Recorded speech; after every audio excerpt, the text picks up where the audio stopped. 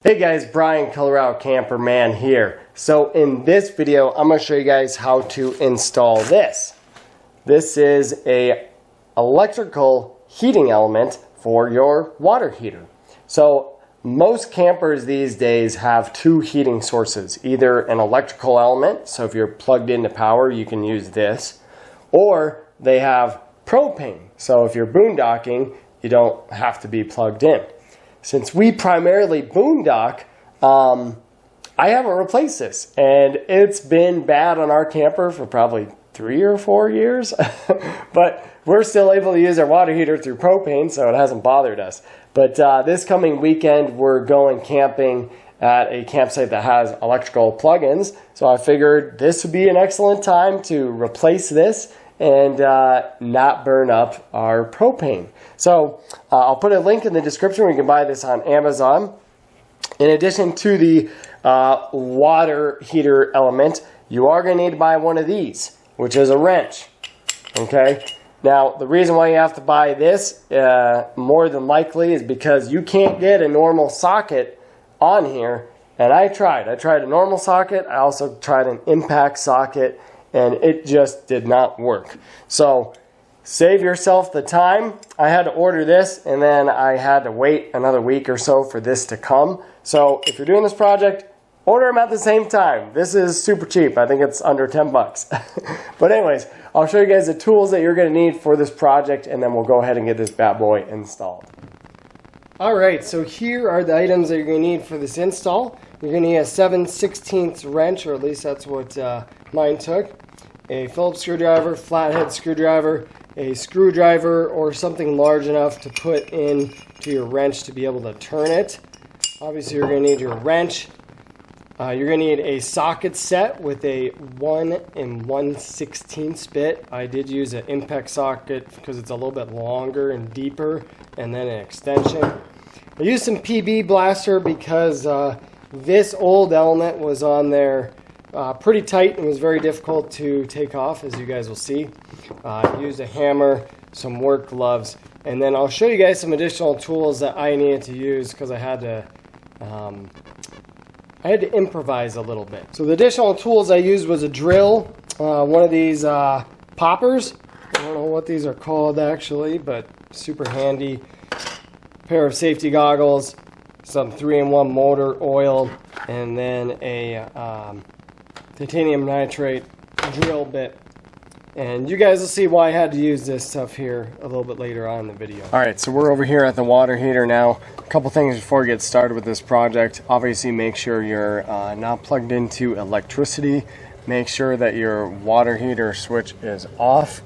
Make sure that your water heater, if you did have it working and the water's hot, make sure that that is cooled down, because we are going to need to drain all the water coming out of here. And you should have an anode rod here. In your camper, some come with nylon ones. Ours is not. This is a huge old rod, so we're going to loosen this up. We're going to use our socket in the 1 1/16 bit.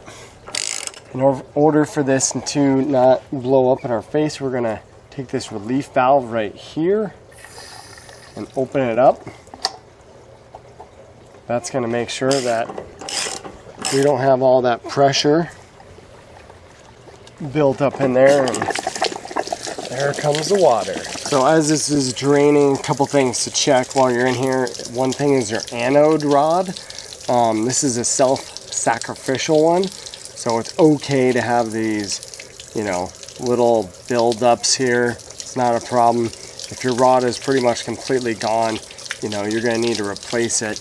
You also want to check and see if there's sediment coming out of your water tank, because it's always good to make sure there's not a whole lot of sediment in there.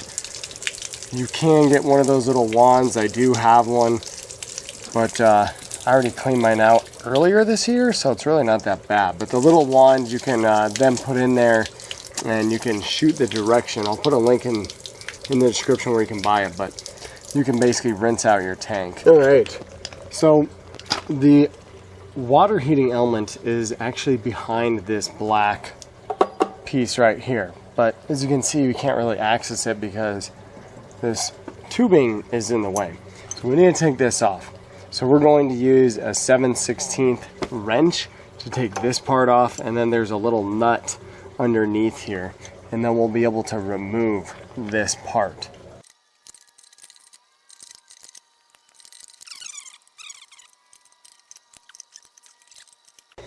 Okay, so for whatever reason I can't get this one out, so I did have to take this one out here too, and now I'm able to pop it out because I don't want to bend it and mess it up.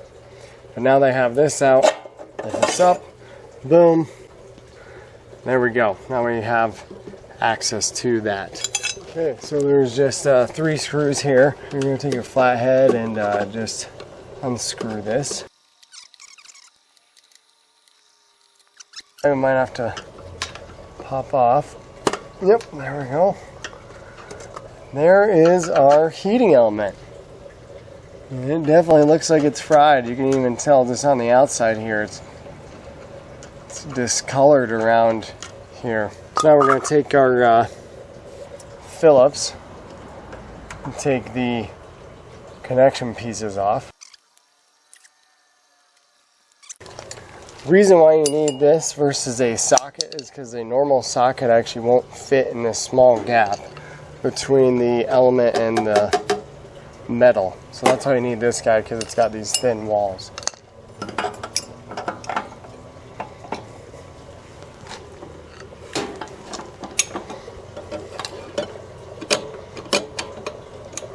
Angle is pretty difficult.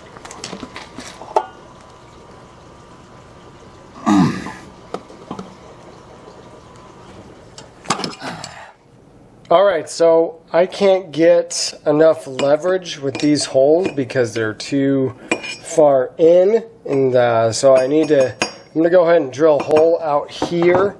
One thing that makes drilling into metal a lot easier is one of these punchers. Basically it's just a little spring load mechanism that makes an indentation in there, so then you can drill through it a little bit easier. And then the other thing that helps too, sometimes you'll notice your bit won't cut, or it'll start cutting right away and then it stops. If you just put this little 3-in-1 motor oil on there, it keeps your bit cool, and then it will cut through it a lot easier.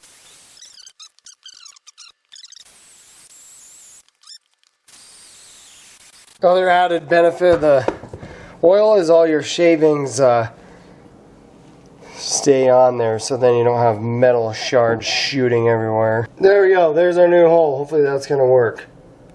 Alright, so now that we got our plugs off there, we're going to use our wrench to drill these extra holes over here. Give myself a little bit more leverage. I'm putting gloves on because I don't want my hands to slip and then I bust up my knuckles and cut them on something. That would not be fun.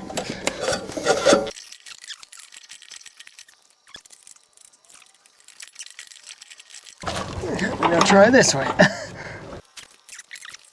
Well, this goes to show you how tight this is. I broke my screwdriver. Alright, I'm going to try some of this PB blaster. Spray this around the threads in hopes that that maybe loosens it up, because this does break stuff loose pretty good, and this is on there.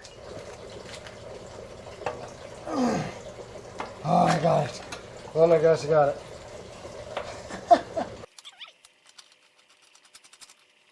Oh yeah, that's busted, I'd say.